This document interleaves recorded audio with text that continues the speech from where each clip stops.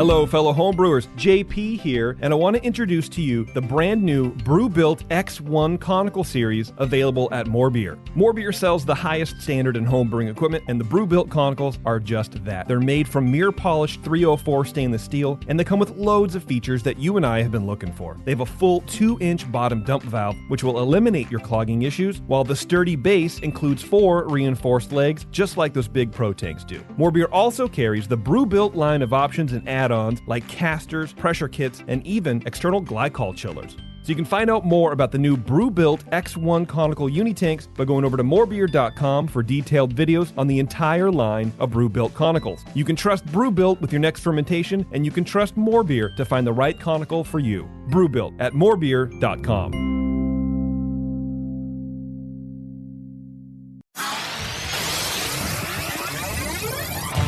Great beer is about drinkability. Doesn't matter the style. You guys are like walking beer Wikipedia. That's the first time that you've ever accepted me as a person. Or you have a fermentation in your gut. I'm jet propelled at all times. How many guys do you think that you have the privilege to slap? Somebody who's never tasted a commercial example, and this is how you know everything about this beer? Please, you don't. I think that's bullshit. I think it's bullshit too. Wow. Are you guys going to arm wrestle? No. We're going to teabag fight instead. Yeah. You heard of Junkyard Wars? Can I get another high five, Beavis? Now, live from the Brewing Network studios in Northern California, this is the radio program for home brewers, craft brewers, beer lovers, and beer geeks. It's your only source for live beer radio that brings expert brewers together with, well, expert drinkers. This is the radio program with a head on it. This is The Session. Welcome, everybody. It's The Session. We are back here on a Monday night on our original sort of time slot. Well, I guess, Sunday was the original, but the original, the post-original time slot of Monday night at 6 p.m. It feels really weird. To not just be like a Tuesday afternoon or Saturday morning or some nonsense like that. But I'm happy to be here with you guys, of course. Teresa is with me because Teresa just never leaves, and I appreciate that about her. Appreciate it about you, Teresa. I'm here when you need me.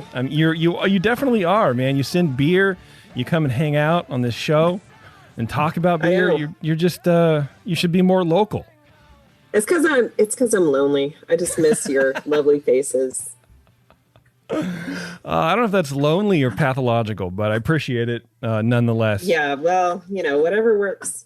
And the great Kim Shimke is here for some reason. How are you doing, Kim? We always have Teresa when I'm on because she's my advocate. That's right. I need to be an advocate, and Teresa's it. You really do. You really do.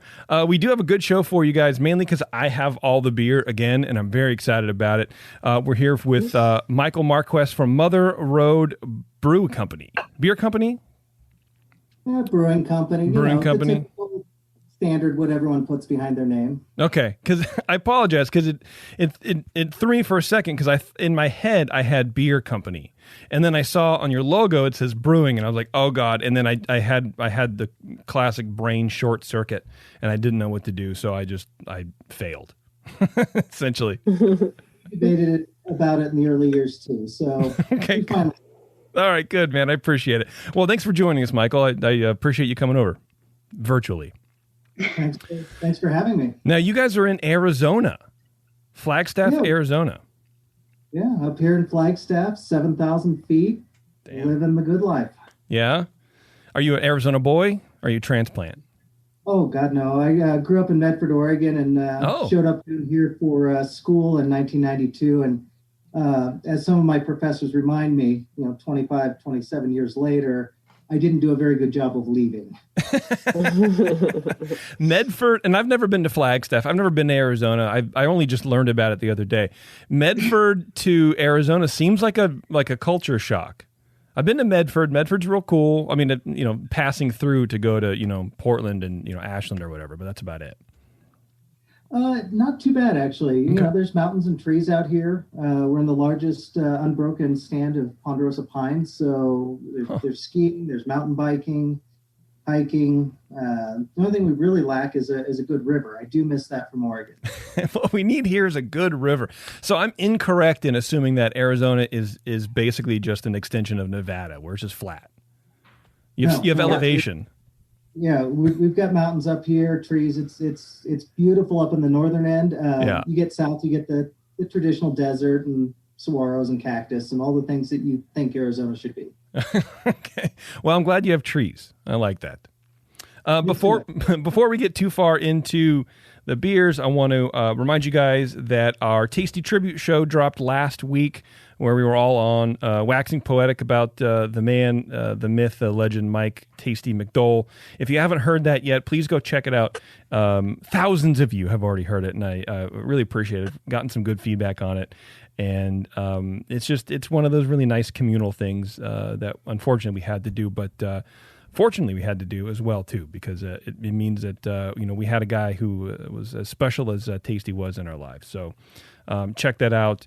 That's wherever podcasts are listened to. This week I'm going to be dropping a new Brew Strong. Jesus, I got my shows mixed up. New Brew Strong. Along with this show too, so we're going to have some more content pushing out to you guys as well. Michael, what beer should we start with? Or I want to open one of your beers while we talk about your story, because I just have so much of it. So how about Sunday Drive? Sunday Drive, the American Lager. And I'm sorry, Teresa, and whatever your other name is, Kim. I'm sorry that you guys can't have any of this. I know maybe listeners at home can't see this, but it appears that you have this like tiny desktop fridge. Yeah, so I was telling Michael is that what that is? Before the show. Yeah, man, it's here. Let me see if I can. Oh my gosh! Did you buy that and like use a tax write-off for business purposes? I did not. It's really a wine fridge. It's a tiny ass wine fridge that I think Taryn got it from like credit card rewards points. 5. I don't know. It's something. I don't even know how we got it anymore. But it is a Cuisinart.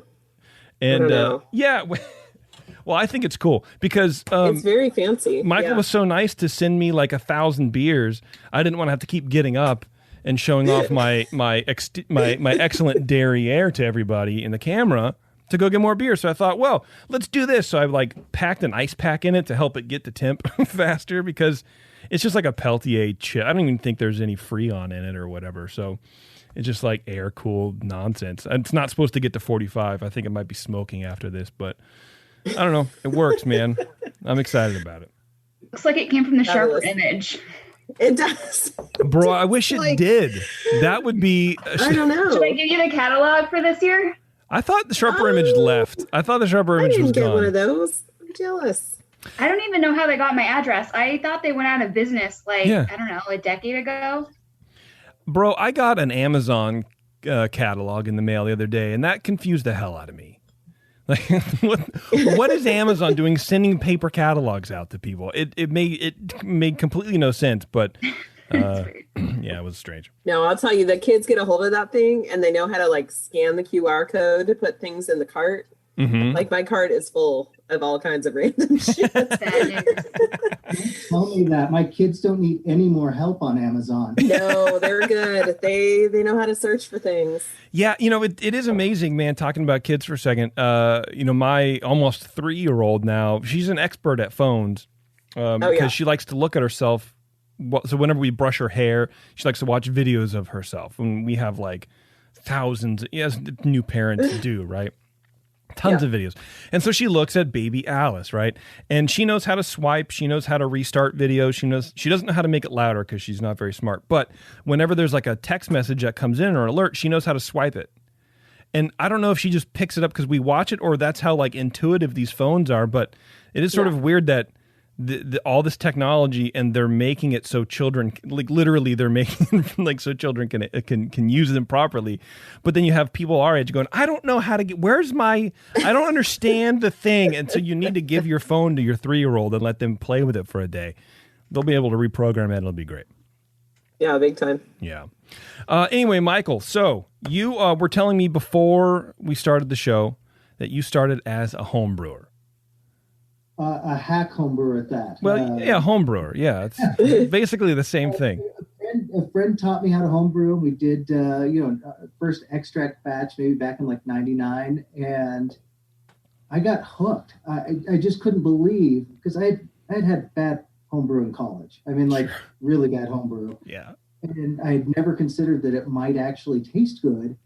And we brewed this beer, did all the things. The carboy got to come over to transfer, bottling, which, packaging beer sucks, whether you're a home brewer or there's no fun in packaging. But we bottled all this beer, took it out fishing a couple weeks later, and it was so damn good.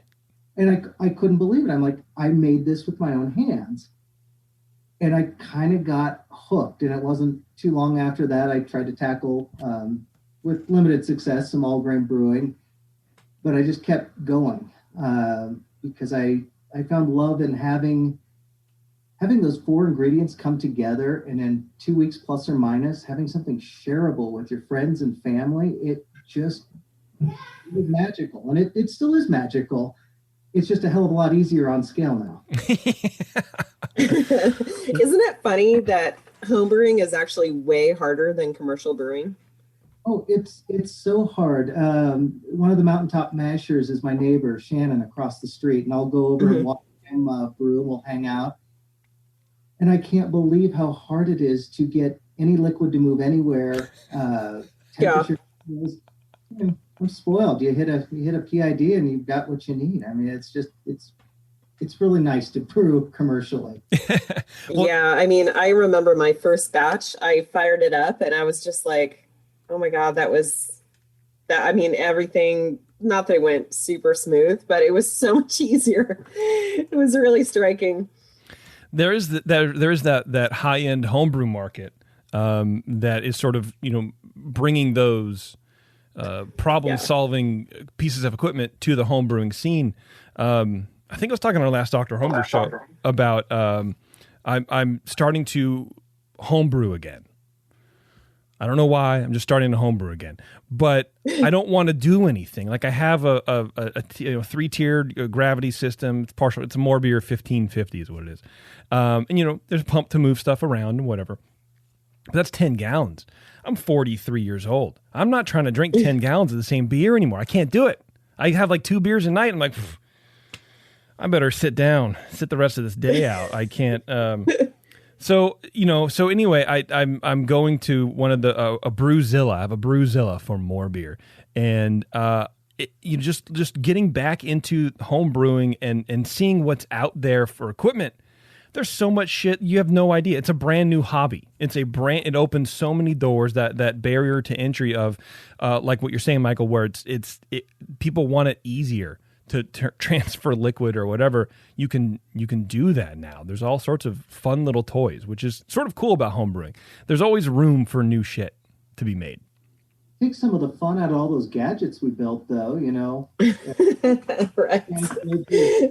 Build the better false bottom out of copper tubing because you thought it was a good idea, and 4 hours later you realize you're still not there, but it was really fun to get there. Yeah, for sure. Well, now it's just Christmas. Now you order the better false bottom and you can open it. So you still get the dopamine hit, I think.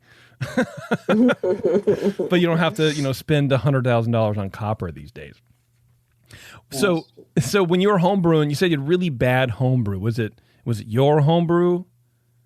Was it your friend's homebrew? No, the bad homebrew I drank was back in college with and stuff. And it's college, you're underage, you drink anything that's put in front of you. Yeah. Which I've learned is not always a good idea anymore. So we all grow up eventually, right? Yeah. But no, I started homebrewing, and I'm not a great brewer. I brew a good batch and I brew a bad batch. And I try to learn from it. But I was never one of the great brewers. You do the club competitions and things, and sometimes you rank high, and most of the time I'd be in the middle of the pack or low. So as we started formulating Mother Road Brewing Company, we knew from the very beginning that I wasn't going to be the brewer or the brewmeister or whatever title, every brewery picks. Sure. And in the early days when there were 3 of us, yes, I did brew. I washed kegs, I tended bar. We did all of those things in the early days because that's how we ran. There were so few of us. But as we got a little more advanced with more barrels of output, we started refining our lab and bringing in people that really knew a hell of a lot more than I did. And that's kind of the way we've grown now. We just celebrated our 9th anniversary last week. Wow. Congrats. And I wish to be the dumbest guy in the room. Yes. I just have to ask a question because I really have been surpassed. I mean, we have Davis and Harriet Watt folk. We've got lab people that, were working in white labs prior. It's amazing the amount of smart talent I have surrounding me that really makes the brewery go far better than I ever brewed in those early days. So it's pretty cool. So yeah, I know my place. I brewed, I had my boots, but I don't get on the brew deck as much anymore unless I'm talking with the crew and hanging out more socially. It is far better for our beer and what is in your can that I don't brew it. You step away. 1,000 guys are so much better than I ever was. Yeah, for sure. Well, I respect that you recognize that from the beginning, because not a lot of people do. And you're right, your beer's going to suffer if you're really getting into the industry because you want to make great beer, but you have to know your limitations and you have to know that you suck. Or at what level your suckage is at, because if you're making terrible beer, but and that there's also a point where you have to know that the people around you aren't lying to you, because as a home brewer, if you just give your beer to your friends and go, "Oh man, this is really good," and you're like, "No, this literally tastes like chewing tobacco. This is not a good lager." What are you talking about? Because you can get in that feedback loop, right? But did you have people like that telling you, "Hey, man, you're not really what you're really good at is not this"? Yeah, it was kind of funny because the critique at the homebrew club was really brutally honest, and I think that's something that's been a little bit lost in professional brewing now. It's very interesting when you're out. If someone people have told me, a couple of years ago, we had a batch that before we were running BDKs, it had diacetyl in it. We blew it. We missed it on the forced diacetyl test. Our pallets screwed up. And I was so happy that a fellow brewer told me, "You have a problem in your beer." And it's like, thank you. That's what I want to hear. Okay. So we can correct. But I find a lot of brewers are a little too polite sometimes. When they drink a flawed beer. And I'm not talking beers that we disagree on, the recipe formulation or the hop profile or any of those things, but that has a flaw in it. And I find that a lot of folks it would be more helpful to the brewing industry if we discuss those a little more openly. And I know that's a tough thing. Yeah, it's Teresa, you can speak on that a little bit. Do you have the same, vibe or because? Yeah, I mean, for sure. It's so often that someone will give a compliment rather than a criticism. I really value the people who do, speak honestly when they find something. But I remember a couple of years ago, I confronted a newish brewery because one of the owners was a friend. And I said, you might find otherwise, but you should check with your brewers because we all taste like this is a total diacetyl bomb. And they didn't take it well at all. I was really surprised. I was like, I'm trying to help you out here. It was like one of those rare moments you're like, okay, I feel like it's going to be all right when I drop For this sure. bomb. We're buddies. We're professionals. We're in the same. Yeah. Yeah. So I totally get why people are afraid to say something. I mean, I remember getting a beer and I was sitting with the owner in the company and it had diacetyl in it. And I was just like, I can't even bring this up. I can't dump the beer out. What am I going to do? Yeah. Well, what did Sam Calagione say when you told him? Yeah, I just made that up. It wasn't happened. It didn't. He's like, I don't even see you because I'm so fancy and wonderful. Yeah. Your problems are not my problems. That's true. That's what he said. No. Yeah. Yeah. Sam's a great guy. We're super good friends. Anyway. You had to learn that discreet under the table pour or something, Yeah. Where's the dog? That's right. Too bad you can't feed your beer to dogs, man. Here, drink this.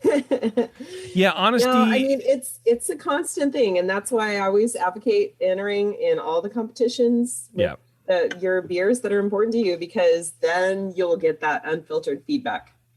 You know, they don't know who you are. They don't care. And they're not trying to save your feelings. They'll give you all the feedback you want. Well, I think it's harder, too, because, you know, you want to, for me, like if I went to your brewery, Michael, I would just want to be liked. So I'm going to go, oh, wow, this is... hell yeah, brother. This is great. I love it. And I'm not going to go like, well, I don't know. Is there like a thing? I don't know. But if you ask me, then I'll tell you.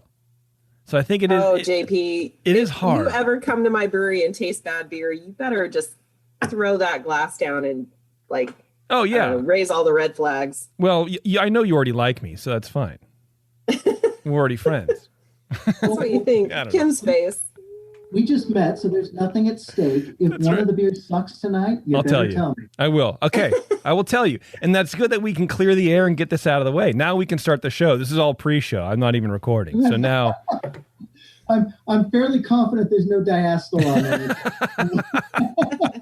The lab's got that dialed, so we're good there. Yeah. Well, you know, it's a good you know, way to just sort of make sure that your beers are on point. And you know, do you find value in like Untapped or some of these other rating things? Do you read that? Do you get too into the weeds with that kind of stuff?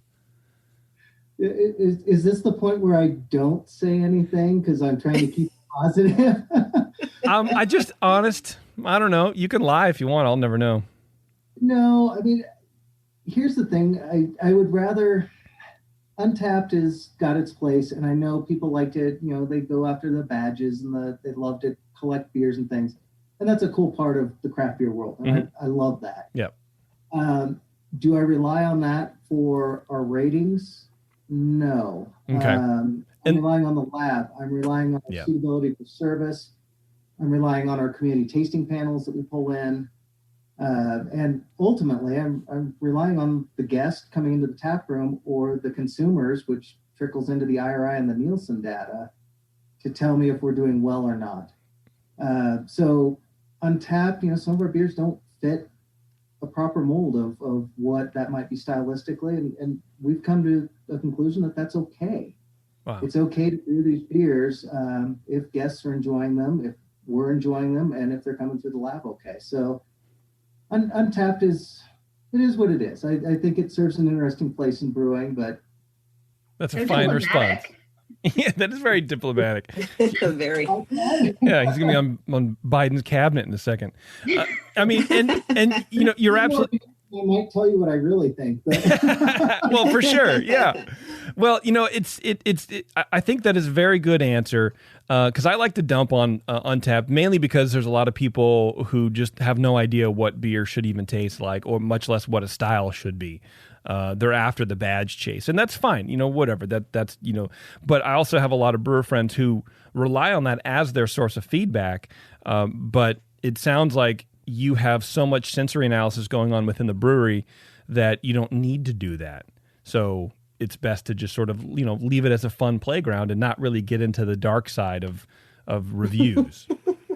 It was a thing in the early years. I probably obsessed more than I should have, quite honestly. Yeah. With that, and then some of the Facebook groups. There was an Arizona Facebook group on beers, and they were very catty, very harsh.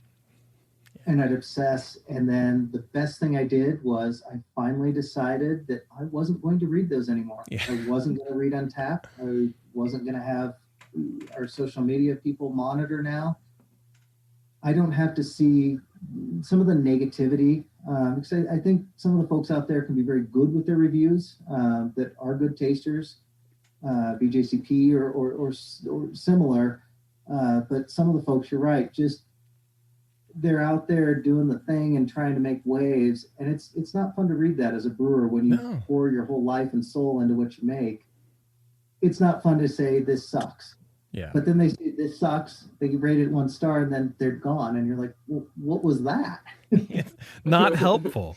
Well, and those are generally the vocal minority. because a lot of people aren't going to go out and rate it. And that's the thing with rating sites and being online in general, is you're going to go and you're actively search out a way to say something negative, but you're not going to do that to say something positive. It's much more rare to find that. What's a community tasting panel? Because that sounds like you're giving free beer away, and I love that. So part of our recipe development has been to offer the TTB's not listening, right? No, we've definitely blocked their IP address. Yeah. Good. What we've done is offered 10-ounce tasters to guests, typically on the weekends, because we get a good cross-section of our Phoenix and Tucson visitors coming up, as well as our local regulars. And we just give them a rating card. They go through, they rate it. What do they like? What don't they like? In the case of our Tower Station, which is our largest selling beer, that was a 6 batch run, and every 2 weeks they were tasting a new batch. Did you like 1 versus 2, 2 versus 3? And it was fun, and we weighted their input equally with the founders and the brewing team. And so it was a fascinating way to get very visceral feedback. Not that I always wanted to hear it, because I don't like it. But right. You have to hear that to improve. So that was kind of what we do with our community program, and it's fascinating the data you'll get when people are just kind of loose and free. I think it's a great idea. I don't think I've ever heard of that. Teresa, have you heard anything like that?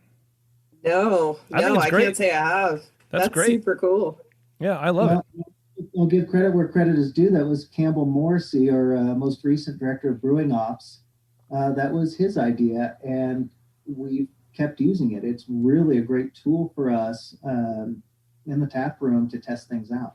That does it guide? Talk about getting your community invested in what you're doing. It's like you're a decision maker in this process. So, that would be really like such a good community builder. For sure. What kind of stuff would you see? I mean, is it anything you can imagine? Like, it's too bitter, or it needs more of this, or? People are brutally honest.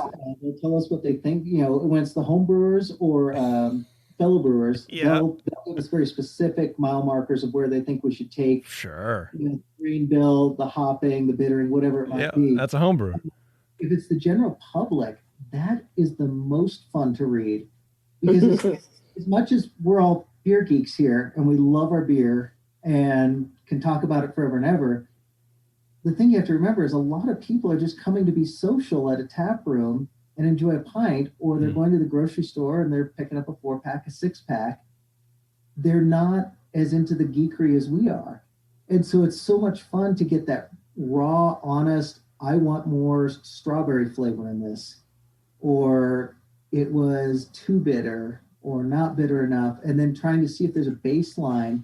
And sometimes the data is a little useless and you do a scatter plot and you can't get a damn thing out of it. But sometimes we get very clear delineation saying this was too carbonated, we lost some of the flavor, and we can make those changes. And that's really cool when you get, the layperson off the street that's really the one that's actually buying our beer, especially right now in COVID, off the shelves and keeping all of our breweries alive right now. It's really important to listen to them, because they are the ones that are signing my paycheck at the end of the day. Yeah, absolutely. Well, and I think, with especially with brewing, with something like this, where you're so vested in it, every batch you're tasting, you're analyzing, you have a lab on site, you're really into it. But to have people who aren't, I would imagine it sort of brings you sort of back down to earth, or at least it clears some of the weeds out, and reminds you that this is, at the end of the day, it is just beer, and people are liking it. Not everyone needs to be as obsessed about it. You want to make the best product possible, but also not everybody is like cracking the beer and taking detailed notes. And I think that sort of would be refreshing, no pun intended, I guess, to hear, to remind yourself that there's still just beer drinkers out there who like it, who like what we're doing, and we don't need to really focus on, too minute of a detail. So true. How many times have I forget to do this sometimes when I go into one of the other breweries here in town or anywhere when I travel. Sometimes you just have to turn it off and say, I'm enjoying a pint. God damn it. I can never do that. They've ordered food. They've ordered the soda. We're enjoying a day out in someone else's tap room. Yeah. And that's okay. To not be constantly thinking about what went into the glass. What does that feel like, dude? I've never done that in my entire life. I'm constantly looking for what's wrong or how much this sucks to complain about it later. I don't know why. I'm disturbed. Well, give it a go sometime. I was up at Drinkcraft Brewing up in Pagosa Springs a couple weeks ago. I love that. Yes. Right on the river. This patio's down there. You're stone's throw from the river. It's hard to try to get critical when you're drinking a very tasty beer. The sun's shining on you. You've got poutine on the table. Oh, and it's Jesus. delicious. And the river's there. There's fishermen and kids throwing rocks. You just have to enjoy it for the moment that is. And beer is part of that moment. Yeah. Tony, right? That's his name? Yeah, right? I don't know. I didn't meet the brewers up there. It was the first time I'd been there. Oh, okay. I didn't meet any of them. We just stopped in, and it was just such a delightful experience. God, I mean, we had him on the show, but I've known I this is going to sound stupid, but I've known what's his name for years. I think I used to sell him home brewing equipment years and years ago. And he was on the show. Great beers, and the location sounded amazing. But yeah, you're right. There are certain places where you can sort of just settle in and not worry about it. But I haven't found that yet. Well, try it next time. Living in the moment. I will. Let me take. He doesn't really leave his house much, though. Anyway, so he's not one of those types of people that can like go somewhere for the atmosphere. He'll go for one thing, and then if it's not exactly what he wants, he's like, "All right, peace out. This is why I stay home for 3 months at a time." That's right. This is why Kim understands me. Maybe Kim and I should get married. Kim, will you marry me? It's only because we have the same neuroses. Yeah, those are good albums too. Let me take different kinds of anxiety disorders.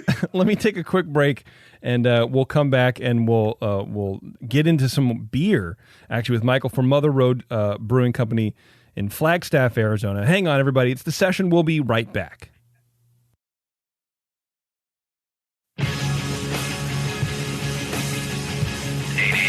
401-BEER. It's time to talk beer and chew bubble gum. And we're all out of gum. The Session.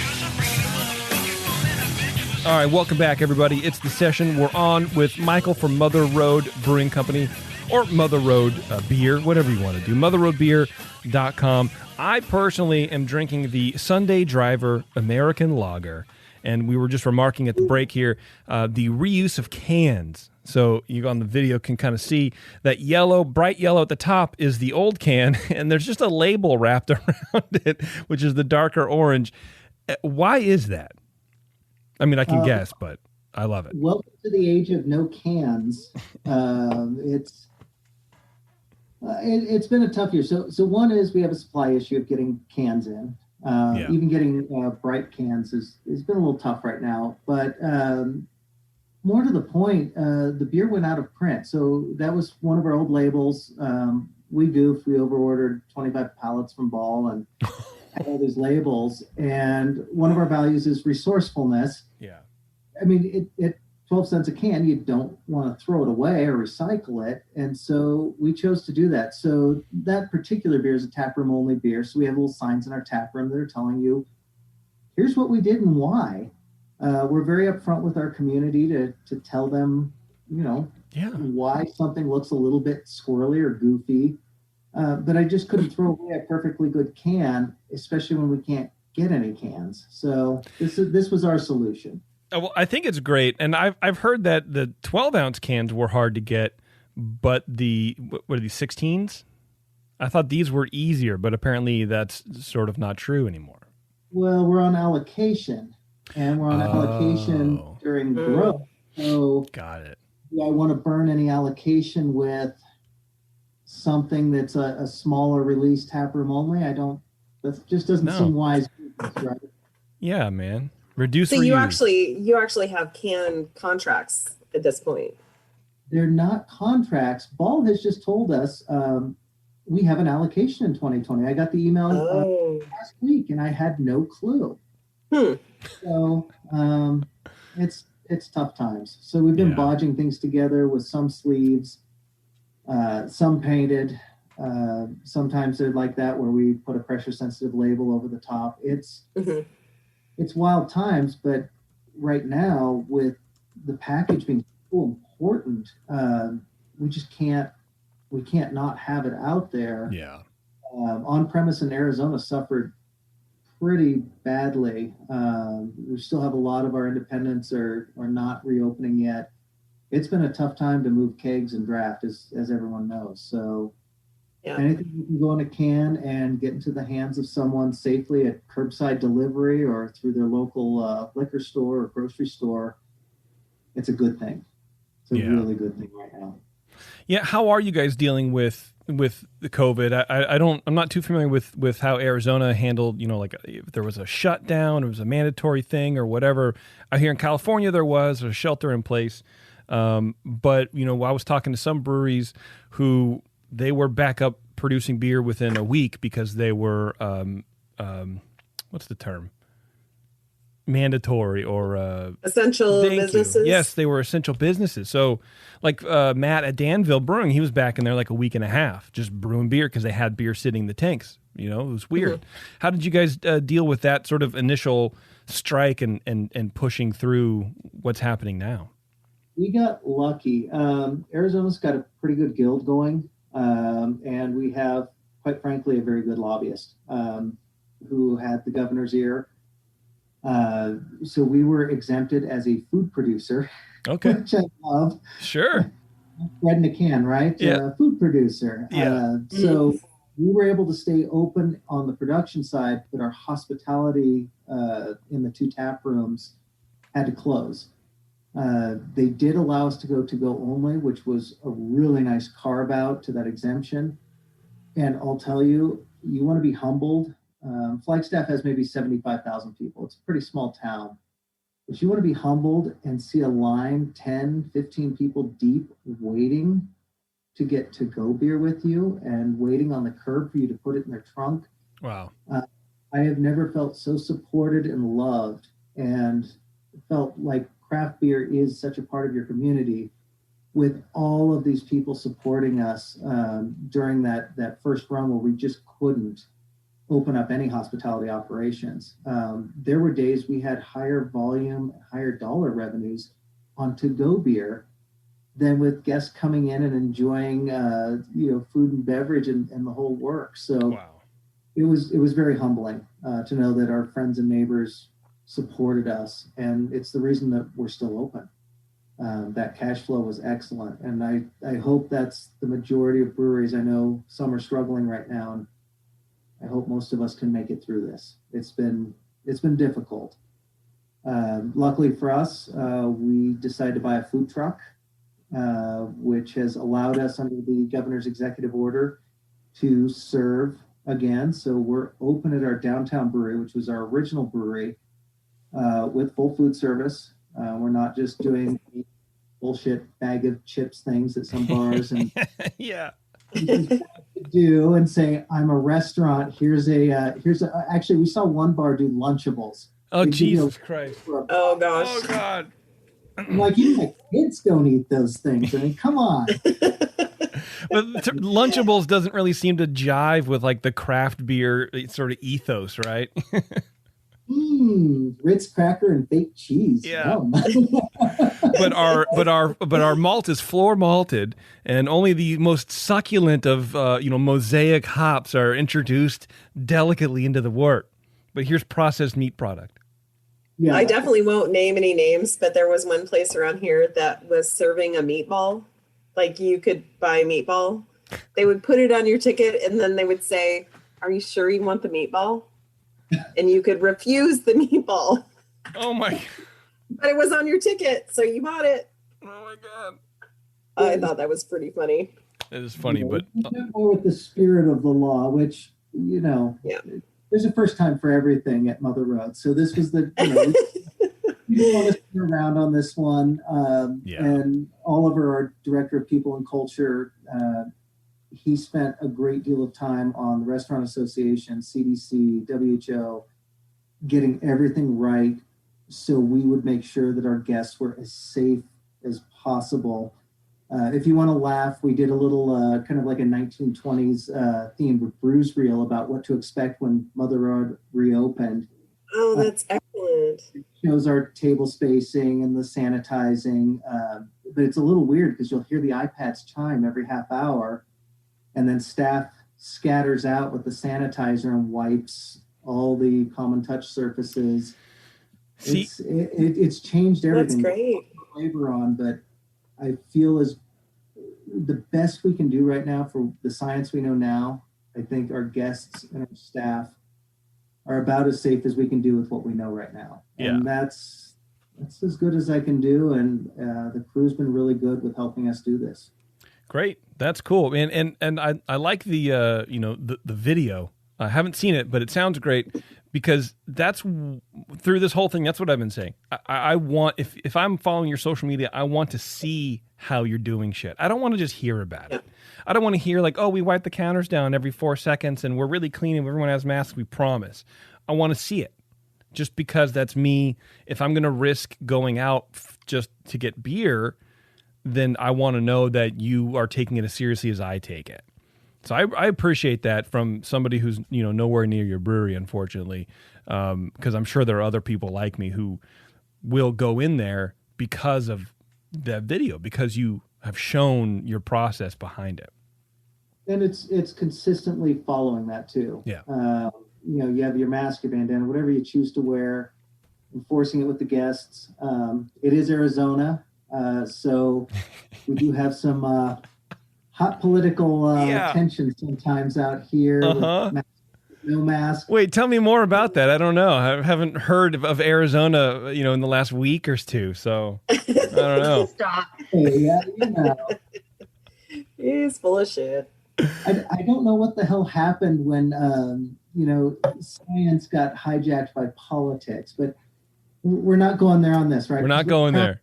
Not enough time, unfortunately. That's a rabbit hole that just has no bottom. Yeah, for sure. Craft beer has no party, right? Yeah. It has been interesting to have our hosts actually enforcing the mask rule and trying to be as polite as possible. We finally just started buying a bunch of masks for guests that were not playing along. Yeah. Well, I mean, that's all you can do, man. You got to keep your people safe too. And that's the bottom line. And it sounds like you're doing that and, and more. So that's cool. Tell me a little bit about opening the brewery. I read online that the building you guys are in was built in the 1920s. Yeah. Or so. Does that sort of play? Because you do have that sort of 1920s, like I said, like the sepia tone, promo photos on the website.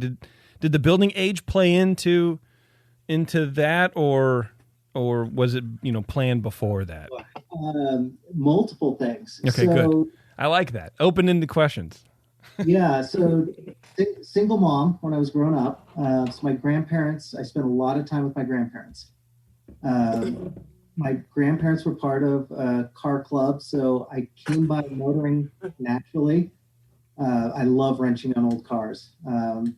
Greasy, wonderful undercars is fun, which translates pretty well to brewing, repairs. Yeah. So that's a plus. So we started looking, and no one had taken really a Route 66 name at that time, and we wanted to just be a half jump off. So we said, okay, what about Mother Road Brewing, which was John Steinbeck's name, Route 66 and the Grapes of Wrath. Steal from the best, right? Right. I mean, if you're going to do it, steal from the best. Well, just to interrupt you, I like that you said you want to be a half jump away from the obvious choice of Route 66 Brewing or whatever, right? I like it's a little more subtle and it makes you work a little bit more to figure out what's going on. I like that. I think it's really neat. We got lucky in that it was the Milam Laundry Building. It is on the 1926 alignment of Route 66 through Flagstaff.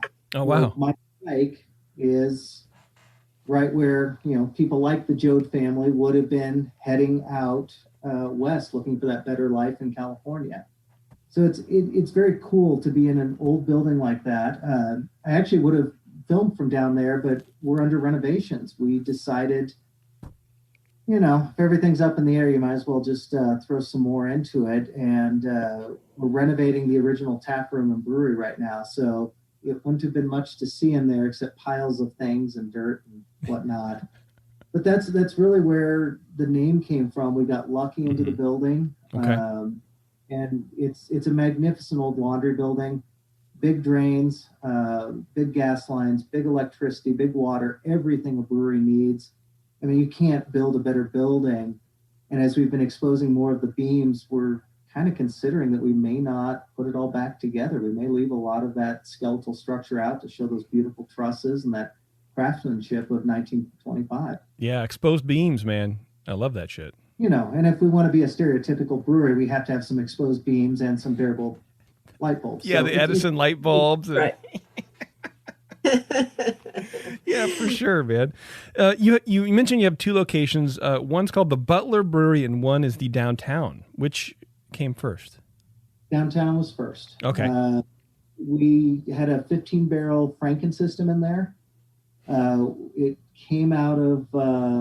it was the Majestic Brewing in Louisville, Colorado. It got moved to Silver City, New Mexico.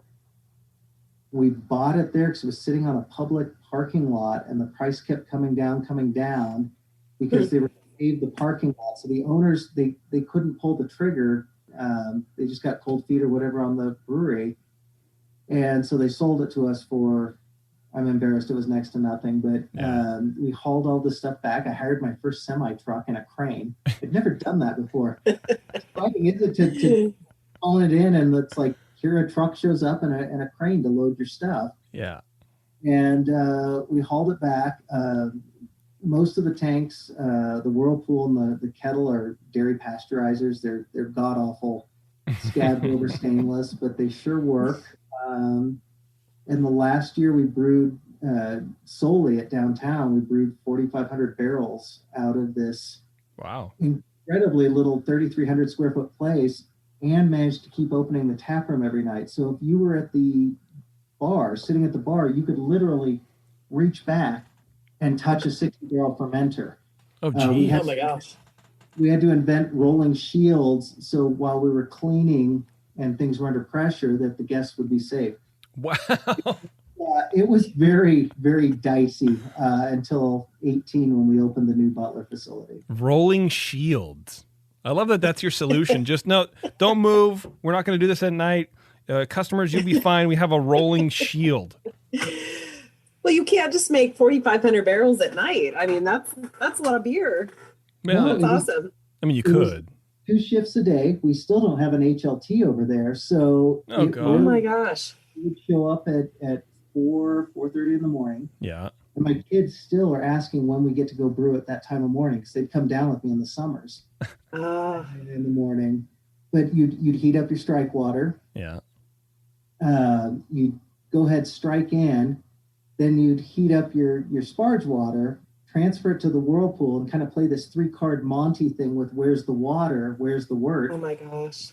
It was so squirrely. And I just can't even imagine that my first brewer, he probably still thinks I'm mad. He's up at home doing very, very well. Okay. And such a good guy. I don't know how he tolerated working with me for so long. Do people have to sort of like pay penance at downtown before they move to Butler? To like the nicer facility, I guess, so to speak, or, So right now we only have, I think we have just one of our regular shift brewers, who's probably about to take a lead position now with us. He's the last of the regular brewers that was downtown before we moved over. Okay. Because now we have touch screens. We've got it's a ForgeWorks 20-barrel system brewing into 80s. Oh, wow. Okay. 20 barrels. Nice. Nice. It's beautiful. Nolan Controls did all of our pneumatic valves and things. It's such a different thing to just punch a button and a valve opens instead of smacking your head as you're crawling under something.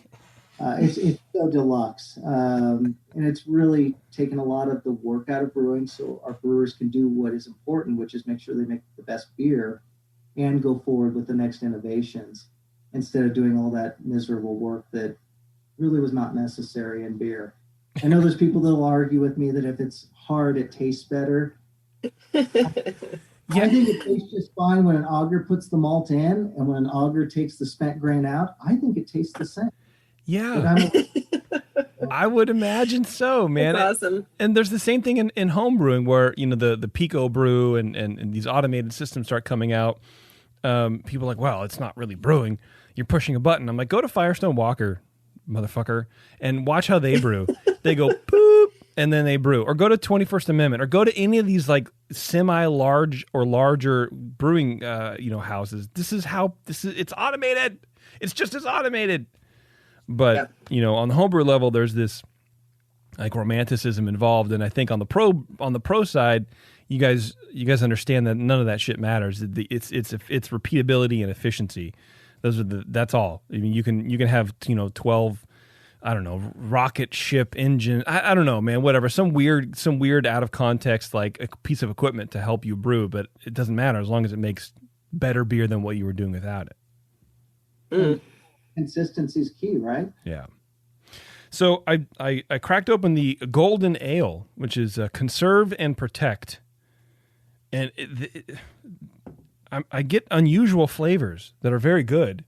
It's like I want to say corn, but It's not corn. It's like a deeper corn, almost like a weeded corn, if that makes any sort of fucking sense. I don't know, man. A weeded corn. Yeah, I'm gonna go with weeded corn, Michael. We're playing name that ingredient. How about some two-row in Munich as well? Does that make you happy? Munich, yep. Then that's it, right? What's in this? What's giving it that sort of like malty punch for a golden ale? It's the Munich, and then we used Magnum and Tettnang and some cashmere for the hops. Mm-hmm. That's just a standard BSI 01 yeast, just straightforward. It's just two-row in Munich. Mm-hmm. No corn. No corn. How much Munich is in this? I knew you would ask me that, and I can't reach over to my right and cheat and put on my glasses. This is the hard part of not being on the brew deck anymore. I don't remember the recipes like I used to. I could have told you every recipe. I would never look out at weighing out anything because I knew what it was. But yeah, you're getting soft. You're getting soft, and yes, that's right. Yeah. You should push back and say, JP, you should know just via the color how much Munich. Well, I'm gonna. It's funny. I was gonna guess 25%. I think there's a ton of Munich in here. I'm guessing it's probably 300, 700. That's going to be my best guess. And if you really want me to look, I don't know what that means. All right, what is that, a ratio? Teresa, you're playing right into his hand. Do beer math. That's Teresa. 30% for us math whizzes over here. See? Okay. I mean, Munich in a golden ale is I don't think is necessarily like all that common, but this is a ton. This is a lot of Munich, so it definitely would stand out in a flight of other golden ales or whatever. And it does have a bitterness to sort of carry through that malt, and it does wrap up really nice and sharply bitter. I like this, and it's what is this, dude? 4.3%. This does not drink like 4.3. This drinks like 5.5. Because it's nice. so malty and like and just the mid palate is so full. Damn, you can drink a lot of this beer. It's a fun one, and that one specifically, if you want to hold it up, if you would not mind being my Vanna White for a moment here. Put my dress on. I'm really proud of this because this is an employee driven beer. So what happened is one of our employees, she was drinking beers with her dad and Caitlin, and she decided with her dad that it would be great if Arizona Game and Fish could get money out of doing a beer. And so in Arizona, Game and Fish is completely funded by permits and licenses and tax on your ammo. So they don't get any general fund money, which in Arizona, there's, again, remember Arizona, politics, crazy place. Yeah. So Game and Fish is completely self-supported. So we thought, what a great idea. She brought it to us. Oliver Adams, our director of people and culture, took it and ran with it. And so now we brew this beer specifically in $1 of every case that we sell, or case equivalent in our case, because the draft beer also goes there. Goes directly to Game and Fish. Wow. And that's great. Never in my life would I have imagined that I would have ended up in brewing and ended up on stage with the governor of Arizona, cracking a beer for our governor, passing it over my shoulder so he can do a cheers to our brewery and the partnership of a private-public partnership. Nice. So it was really, really an amazing partnership, and it's taking us on a lot of adventures. Our crew's been out doing tortoise counts. We've banded hawks, and it's further interesting because now we're starting to involve our distributor crew as well as main accounts, getting them out onto all of this Arizona state land and seeing all of the on-the-ground conservation. Because Game and Fish oversees almost 800 species in Arizona. So it's a really cool, it's a win-win. Yeah. And our crew's outside all the time anyway, so it was a natural for us. So you guys are, is it a volunteer thing or like through the partnership, or you just go out because you want to? So they'll actually say, hey, we're going out here, send some folk. We'd like you to come out. It's been a little weird in COVID, of course. Yeah. As has everything. Right. So it's been smaller groups going out, but at least outside we're a little more protected, spacing, social distancing and whatnot. Okay. Really cool. Our crew actually got to see one of the largest tortoises ever recorded down on the Sonoran Desert. And again, who thinks of that with craft beer? I mean, craft beer is so cool with the connections you can make. Yeah, exactly, man. It is your, if you do it right and you're open enough, it's sort of like a great gateway to doing a whole bunch of stuff you'd never thought that you would be doing. Yeah. You know what I mean? That's a great beer. I really like it. I really like how different it is from other golden ales. Again, I would not think that I wouldn't call that a golden ale just because how malty it is. What would you call it? I'm going to walk into the trap here. What would you call that one? I don't know, man. Shit. I don't know. I mean, okay, this is my mind right now. First of all, a bunch of barking dogs. I don't know why, but and then a train crash. But then under all that noise, I'm thinking maybe it's more like an amber ale, but it's not an amber ale because there's not crystal malts in it, and you can taste that. So then it's not a pale ale because again, there's no crystal malts or there's too much Munich to be a pale ale, and it's too bitter to be a pale ale, I think. But then it has to be a golden ale. Then now it all makes sense. I have to go through that sort of gymnasium course to get to the place where I started at. Thank you for processing. You had to do your mental Venn diagrams. Yeah, basically. Yeah. It's not this, it's this. And that's sort of what we do on Dr. Homebrew, where we just judge, homebrews and we talk about it. And people send us beer and they go, well, what category is this in? And we'll sit for 10 minutes going, I don't know. What do you think? And then it's but it's much more interesting when they do it. So to be fair, originally that beer was a Kolsch style ale.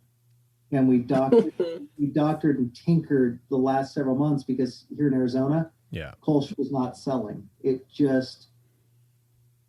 wasn't moving. So we rebranded with the new label and Golden Ale because our research into the consumer said that Golden Ale was known in Arizona differently than a Kolsch. So if you're going to raise money for someone, you want to actually sell the product. So there you go. Yeah, it's no fun to hand over a giant sized check for $35. That you don't want to do that.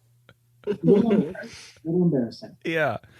Okay, interesting. Kolsch isn't really well known there. Is that part of just a lack of beer education down there, or is it more of a taste preference?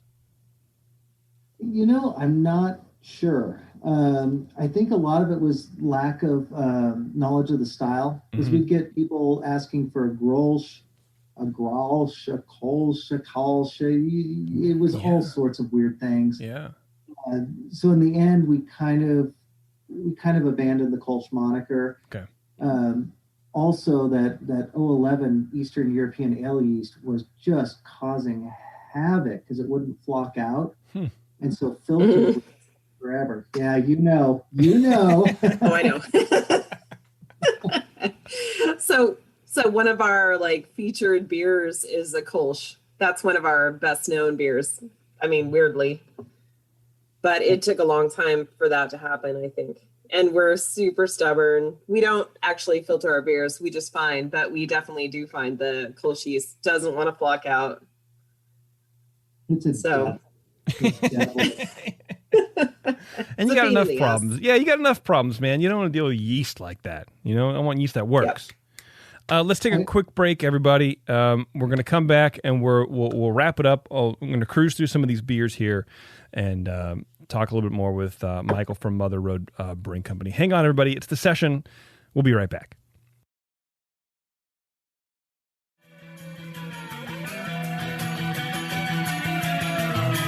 You're tuned into The Session. Because life's too short to listen to crappy radio. Thanks a lot, everyone, for hanging out. We are back. This is The Session. Talking with Michael from Mother Road Beer. And I'm rooting around in my cool wine fridge for another beer. Let's see what I can find. That's the Golden Ale.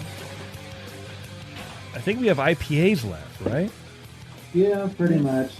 We really didn't intend to be an IPA house. It just happened. Yeah, look, I'm not going to lie. I'm a little disappointed by it.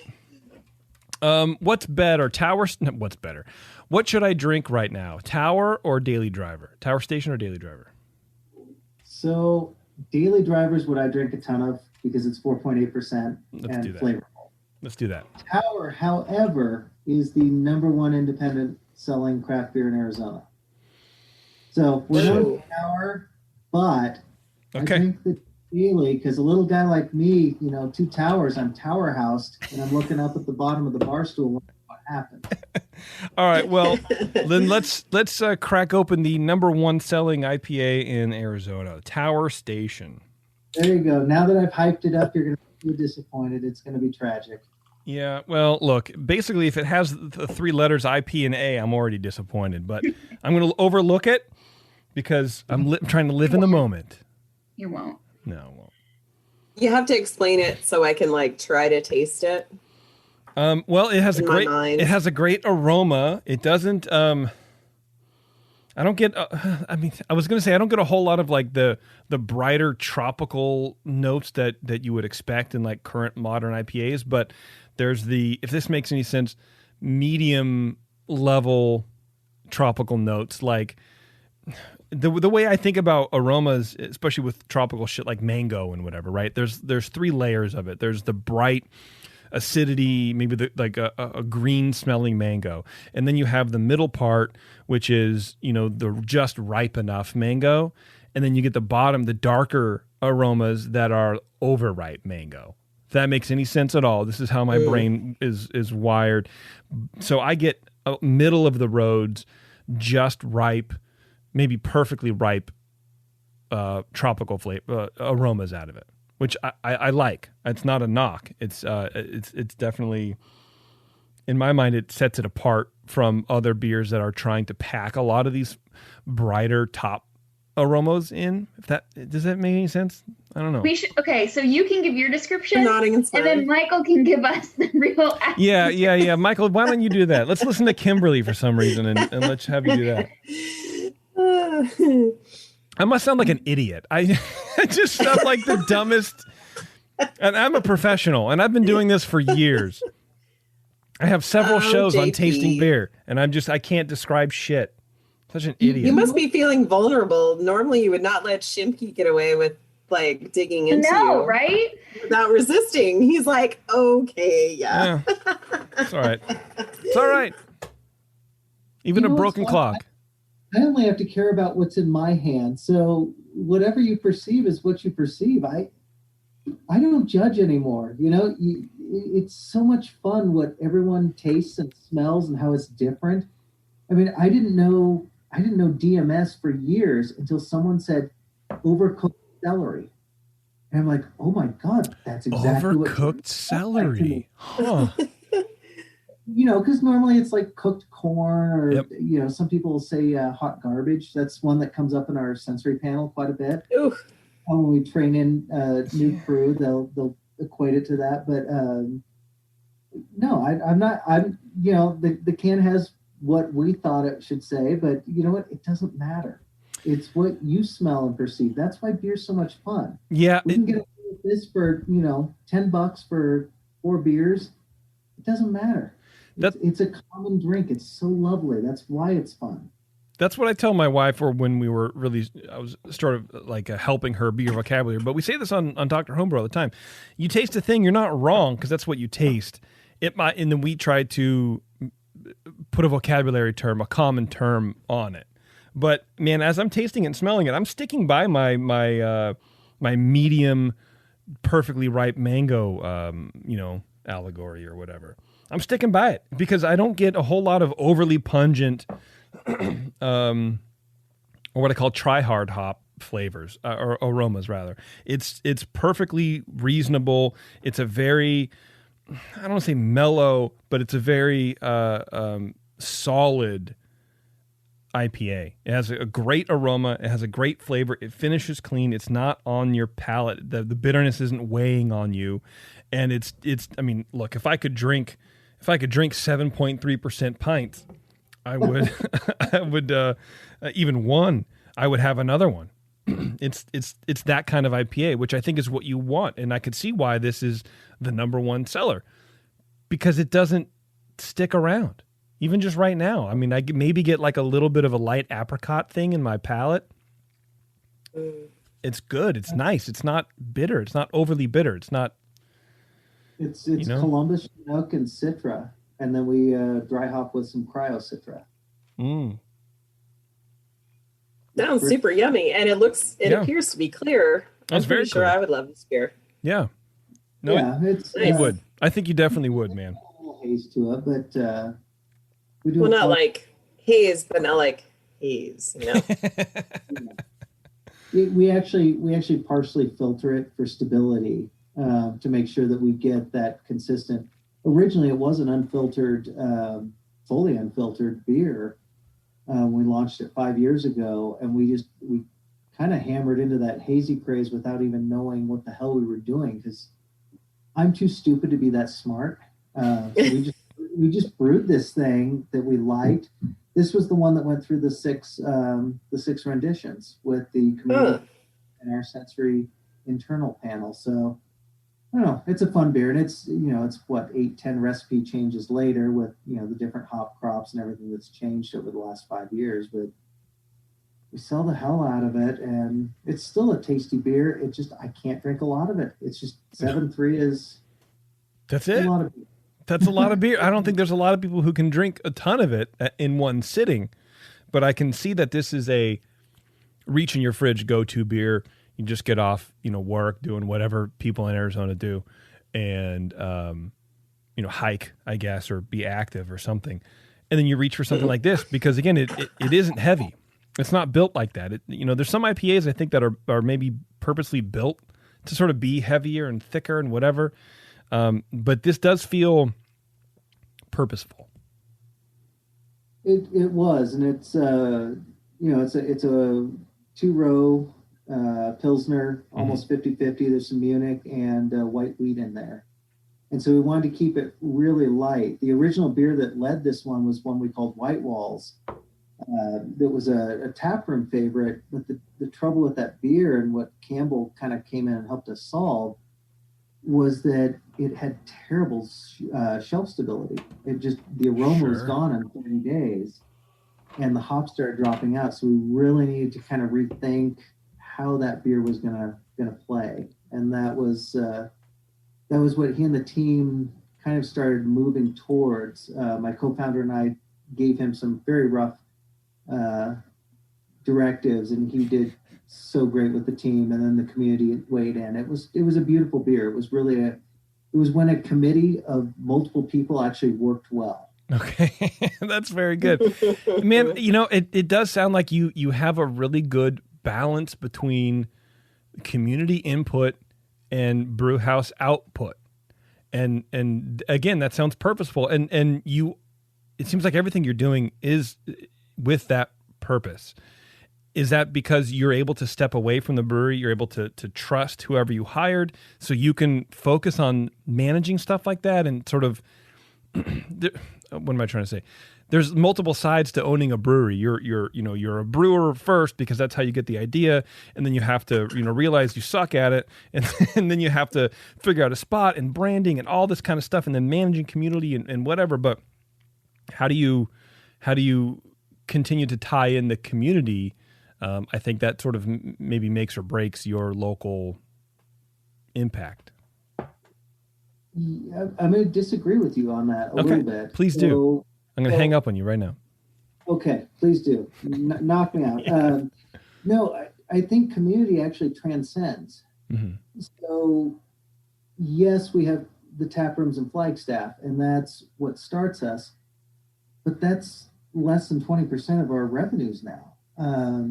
What we've done is we've managed to build this community by kind of building the brand and the culture of Mother Road. And a lot of that was, yes, I don't have to be on the brew deck 5 days a week, 10 hours a day. But I also don't have to be out in sales anymore. So I get the luxury of actually getting to be a CEO, touching on various things. It doesn't mean when the conveyor goes down on the canning line that, a couple of weeks ago, I was wrenching the canning line. I still get to do those things. And they bring me great joy to get to work with the crew, shoulder to shoulder in masks. But it also has allowed me to say that we need a director of people and culture. We created a whole new job that is people and culture. Oh, wow. Oliver Adams, and he's a punk-ass 25-year-old. And 25-year-old. One of the smartest kids I know to come out of NAU that has managed all of our human resources and our people assets, but also building the culture to where we have whole roadmaps. If you stay with us 90 days, you're offered what we call county lines, and you can lay out your whole brew career or not brew career and how we can help you build that career out of Mother Road or through Mother Road. We have a thing called weekend road trips. And so if you come to us with an idea of something you want to study and it will help the brewery in the long term, we'll write a check, and you can, whether it's a trip to San Diego to go research tap rooms out there and see what's going on at the cutting edge in San Diego. Yep, that's me. Or whether it's something as esoteric as micromatic spears and how to control our inventory of kegs. We did a weekend trip for one of our employees to build our keg maintenance program because that's what interested him. Yeah. And so I think that culture and building the team from the inside out is what actually makes Mother Road competitive and has the advantage right now. We have great liquid in the can. We've got great design. All of those are important. But if we don't have the best of people, we're screwed. And right now, I would say after COVID, we went from 39, we're back up now to 27 finally. But we have 27 of the best damn people in the industry. And I'm going to boast here. I think anywhere in Arizona, I think we've just got a stellar team right now. And they're crushing it, and they're working hard in really difficult circumstances. And that goes from the host that's pulling pints for a guest right up to our director of brewing ops and everyone in between. It's humbling to see how much this crew has pushed hard to keep us floating and excelling right now. We're on track to actually hold numbers with last year, which with multiple months of closures, I am so ecstatic about. Yeah. It's crazy. The crew made it possible. For sure. And your communities are really stepping up, and that's great. That's great to see. That is really great to see. What did you... It's all time. Well, go ahead. Sorry. I just wanted to comment on Oliver's position that you even have someone like a people and culture person. That's what I do at my day job. And it's something that I don't think a lot of people know what the job is or the value in it. And I will say that a lot of big companies like Google has a position like that, but there are other big companies that don't, but how significant those kinds of jobs are and what culture means and how to really work with all the stakeholders, from the top to the bottom to the top, and get buy-in from all your staff and, how invested your employees are and how that makes for a great work environment, but also like a great product and a great business. And So when I was emailing with you guys to set up this show, and Oliver had his stamp on his email of like what his position was, I was amazed that a brewing company has one, because as far as I know, I can't think of any other brewery that has a position like that, which I think just really speaks to how much you truly value your staff and how much they really help create the business it is that you're going for and what you want, and that's in the community. So I see where you guys put people first, and I think that's huge. It's been a long road to get here, and it was that breakover. You know, we were talking about 2,000 barrels a little bit when we were offline. There's a certain point where you can make really good decisions or really bad decisions, depending. We did some of both, but going into people and culture was one of those good ones that really set us up for the future. I mean, we hire on culture now. We don't hire that you have the best pedigree as a brewer or the greatest skill set, or you worked back to Dogfish Head, although Kristen did work for Dogfish Head, but you don't have to have a pedigree to come work for Mother Road. If you love what you do and you've got a cultural fit with who we are as a company, we can teach you how to brew. We can teach you how to pour a pint. All of those things can be learned, but you can't learn our culture and what it means. I mean, our mission is to brew distinguished beers and build community one pint at a time. I can't teach that to someone. They have to come to that organically, that somehow they're going to meld with that mission that is Mother Road's, and then we'll teach them the rest of the skill set that they need if they don't have it yet. Yeah, skills can be acquired, knowledge can be learned, but a good fit, you have it or you don't. And it sounds like you guys are really good at gauging fit. I know. You know, I make fun of Oliver on a regular basis. He's an LA kid and cups his pants and rolls his sleeves, but shit. Look at what he does. Yeah, you know, and that's sort of a sentiment that was echoed on our show a lot in the late 2008, 2010 or whatever, where brewers started not looking for people who went to brewing school. Brewing school wasn't a focus for them. It was, do you fit in with our community? Do you fit in at the company? Because everyone can teach you how to heat water and put malt in the water. That didn't really interest a lot of people, but it was more of what you're talking about, is how open are they to improving the community, to improving the beer.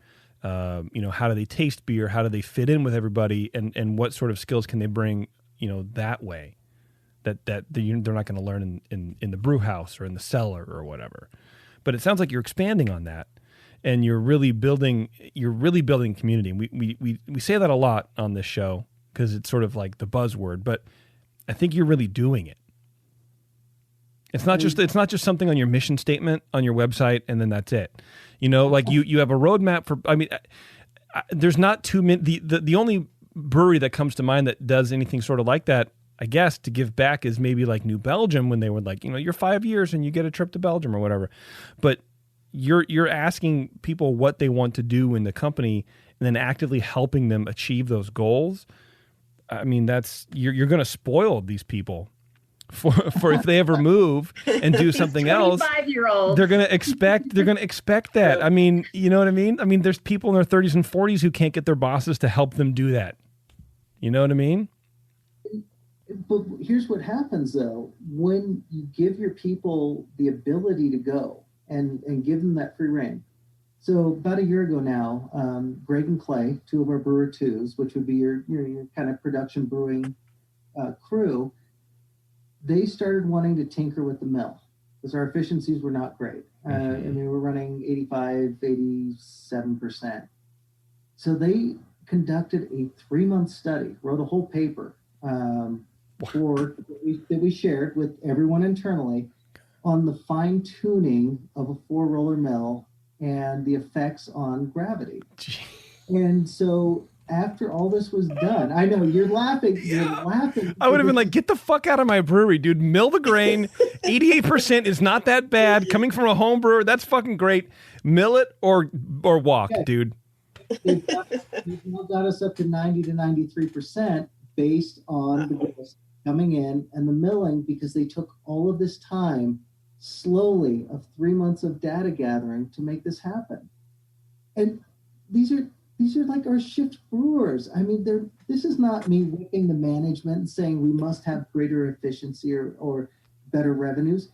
This is someone that wanted to be the best, and these two guys just went after it, and they improved our efficiency. That's great. And as you know, that is a beautiful thing, and it helped us through COVID, because that was last November, December. I think they published that with internally, shared it with the staff. We shared it with all of our shareholders and all of our stakeholders, and it was such a fun thing to read, to watch all their charts and graphs and how they came to this perfect solution. You are a parent. Like you definitely come across as, you know, and I'm sort of, as a parent myself, I sort of noticed that quality in people, that it's like you find a joy in watching other people learn that I don't think that you get normally if you're not a parent. There's that parental joy. You two know what I'm talking about.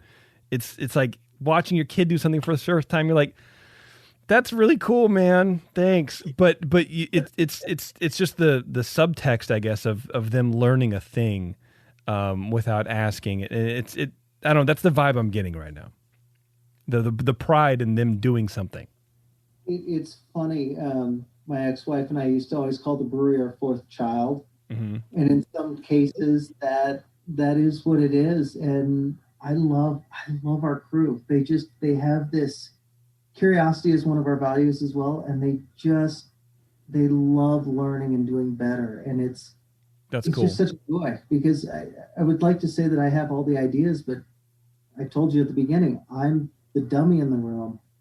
These guys are looking for ways to brew better beer. They're looking for ways to serve our guests better. Yeah. Our sales team is looking for how do they help the Telcel team at our distributor. Because it's COVID, they're selling over a telephone. How the hell do you help someone like that? And they're trying to come up with those ways to do that. That's not something I can do. I'm one person. This crew, it's the heart of the company. It sounds like it. Let me get to. So I'm thinking another product for you could be like Mother Road, like mentorships. You could have people subscribe to. People like me who own a brewery and aren't quite so awesome with our own people. Like a big brother, big sister thing. Oh, yeah. Well, give me a call. I would be happy to share what we have. That's one of the great things about brewers is we share amongst each other. I mean, we wouldn't be where we are without Lumberyard and Beaver Street Brewing just a few blocks away. If they hadn't helped us in those early days, whether it was filling out the broth or the, calibrating the Zommernagel or all those silly little things that you don't know as a home brewer trying to scale up to professional brewing. Yeah. Mm-hmm. We would have been lost. And those guys helped us, and anyone I can help, always. Always, nice. always. You email, you call me, I'll give you whatever time you need, because someone bigger, stronger, faster is still going to help me someday. And if I can help people not make the same mistakes we did, because we did a lot of mistakes, we got to where we are today. If I can help someone avoid those pitfalls and get a little bit bigger and better, that's a good thing to do. Nice. Let's take some questions here real fast. The first one we have is from Ron, and he wants to know if we can snag a homebrew recipe from you. Now, it's something that we used to do a long time ago, and then we sort of got out of it because no one ever had them. And I know it's a surprise for you, and so I don't mean to put you on the spot, but if you can jog your memory, or I don't know, you might have something. Here's what I'd say: have him email me, and I'll scale whatever it might be. Okay, there you go, Ron. Email Michael. I'll scale it roughly. I'll get out the old Pro Brewer and scale it back down. Okay, that's great. I appreciate that. Trevor says, "Are you going to continue the Cask Festival next summer?" Oh, that was crushing to be able to do that this year. You had a Cask Festival, first of all, which is sweet. That sounds amazing to me. Yeah. what we do is there's a local Sun Sounds, which does programs for the deaf, does a big brew fest up here every year. And so the night before, we'll do the Firkin Festival. And we usually have 20 to 30 casks from Arizona brewers, and we go out on the parking lot, we tap them all with a big countdown, and it's so much fun. Because I so love good casks. But this last year was obviously a no-go. Yeah. If we can do it next year, COVID, vaccines, all of that willing, we will be back in June. We'll try to do it again. Okay. All right. That's good news for Trevor, I'm sure. Ron, I imagine the same Ron. How big is the brew house? But I think you said 20 barrels, right? And how much are they brewing for their test beers? So initial test beers come off of the original system, which is our 15-barrel Franken system downtown. Mm-hmm. And then if we start getting traction with those beers, we'll then scale them to a 20-barrel batch. No offense to my Franken system, but the new system brews a lot cleaner. The screens are much better on the false bottom. Everything about the brew house, there's a more efficient boil. It's just, it's a lot of fun. So normally we'll do a 15-barrel to start, and then we'll run a 20 to 60-barrel secondary batch if we feel confident with the recipe, and we'll scale that up and then can it and keg it for the tap room. What we call a tap room limited release. We just put the cans out in a tap room. Okay. And then Keith, one of our day one listeners, good old Keith out there, man. Good to see your name pop up. Says, can you please ask Michael what happened to the pop tops on Tower Station? Those were great! ! I knew that would come up tonight. Oh, son of a. Okay, so we had those 360 lids that would peel all the way out the top. Yeah, those are rad, man. Not many people have them, but they're great. They were awesome. Yeah. And they were absolutely delicious. They turned a can into a pint glass. Yeah.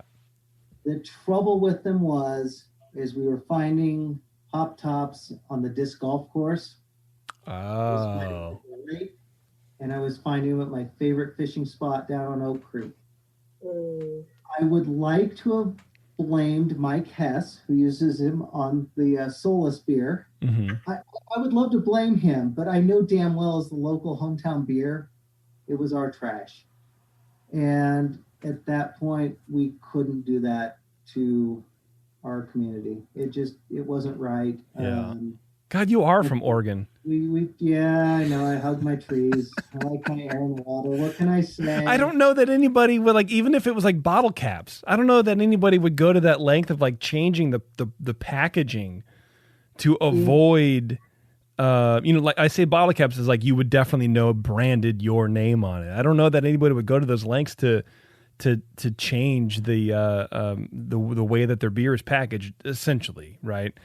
Our crew was seeing it out there, and then the river runners were complaining because we were seeing it in the canyon, and you can't do that. I mean, people can pack a whole can back in, but you put it into two pieces, it gets a little tougher to do. Yeah, it was a tough choice. I loved the can top.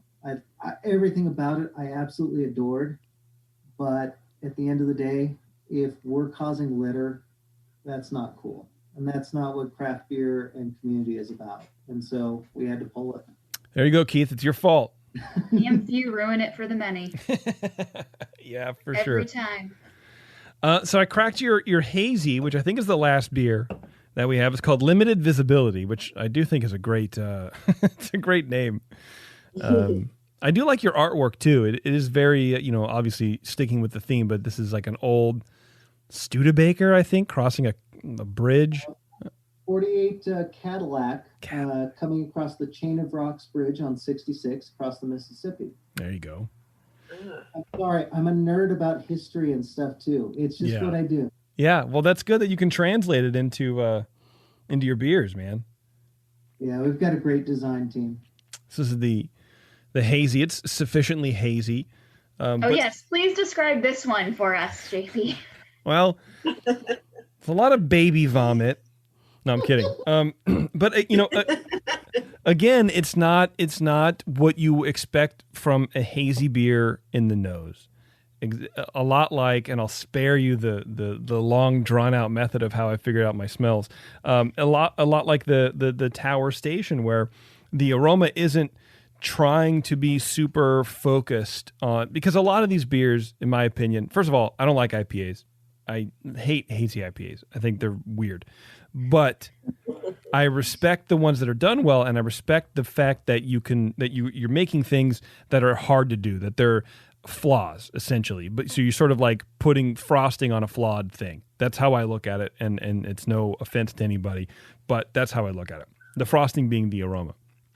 And I think a lot of these hazy beers, people focus too much on the aroma because now all the science is there where you can make the beer hazy. Everybody knows how to do it. It's not that it's not hard, but everyone knows how to do it now. The mystery is solved. The Rubik's Cube is lined up. Everybody gets it.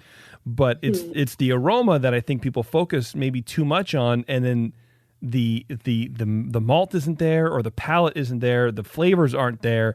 So you have these like artsy hops in the nose, but there's nothing there to follow up on. But I think that's what people are chasing at a certain point anyway. I'm getting too far afield. So I don't get like the superstar fanboy hops in the aroma, but what I do get matches the beer profile, and it's a little more subdued in the aroma than I would expect, but it delivers in the flavor. Does that make sense? And does it come across like a compliment? I'm just going to take it as a compliment because I'm staying positive this year. Well, that's what I meant it as. So I just want to make sure that it comes, because I'm not necessarily good at talking. No, it's all good. And again, Mother Road, one of the things... Here, I'm going to interrupt you right now for a second. I get more flavor hops out of this beer than I do aroma. And that's what I mean. You're not focused on just the aroma, because I think too many people are focused on aroma with hazy IPAs.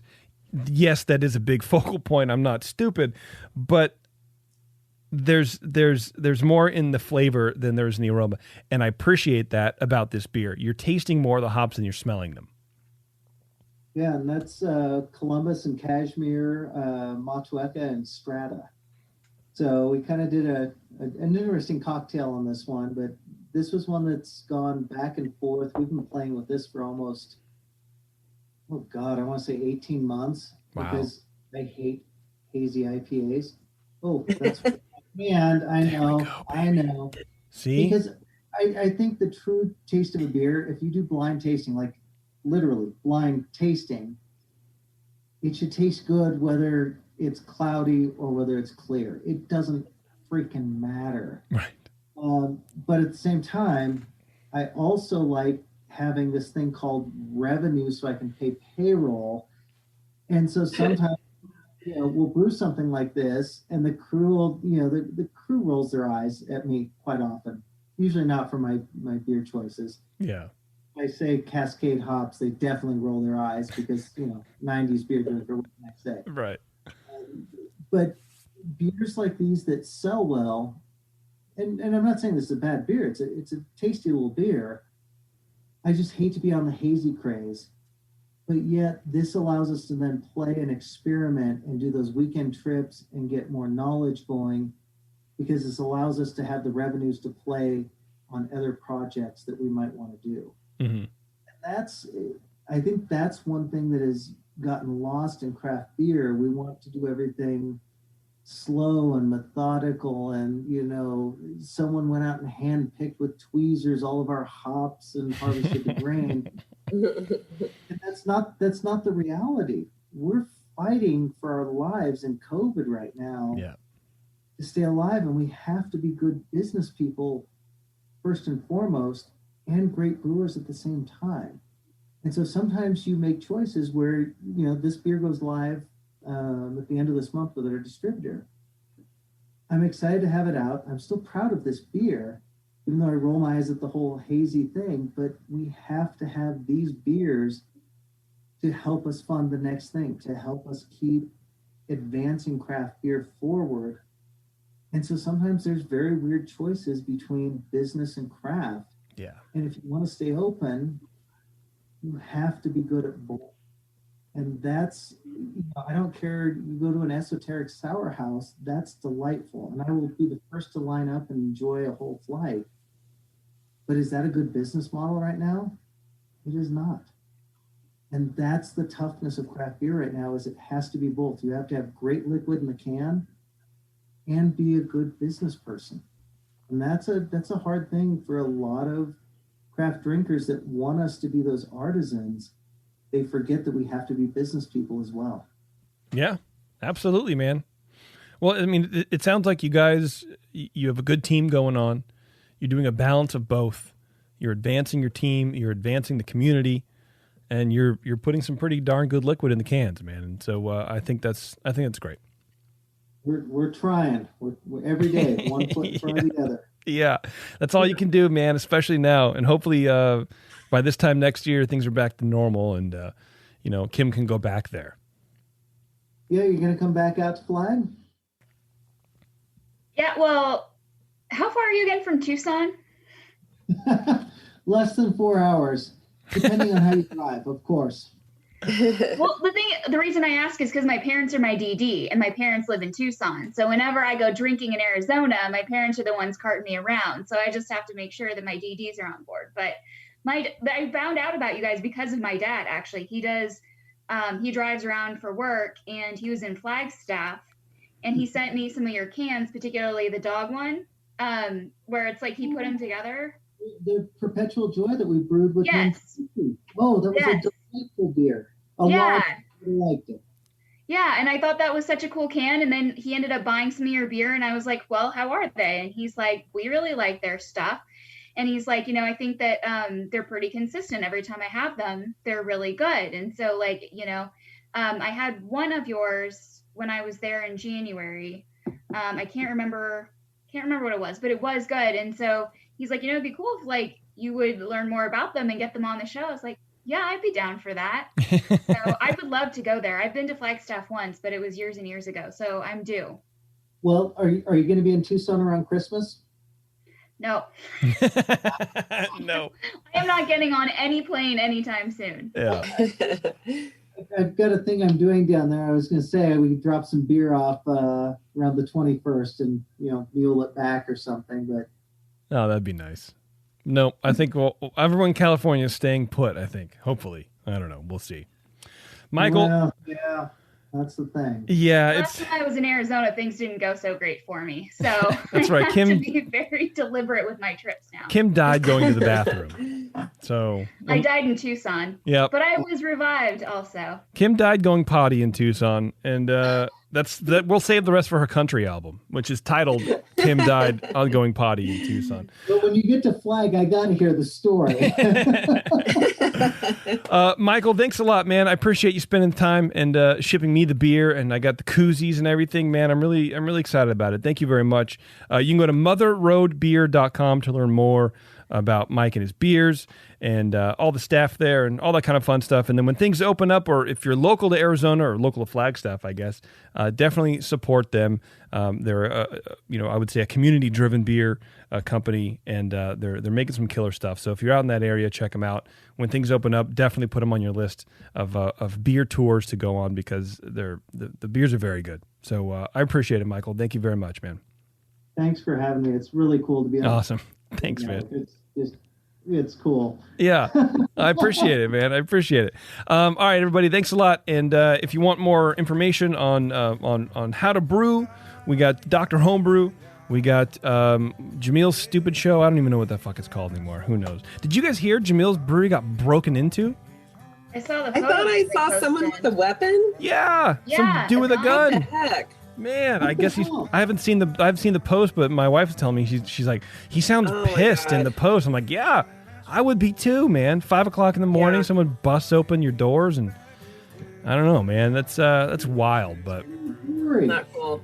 I know what's in a brewery. I mean, it's a distillery too, so maybe booze, but also that's a long way to I don't know, man. There's more constructive places to break into than a brewery, I think. But that's just me. For sure. Anyway. All right, everybody. Thanks a lot for tuning in. And until next time, we'll see you later.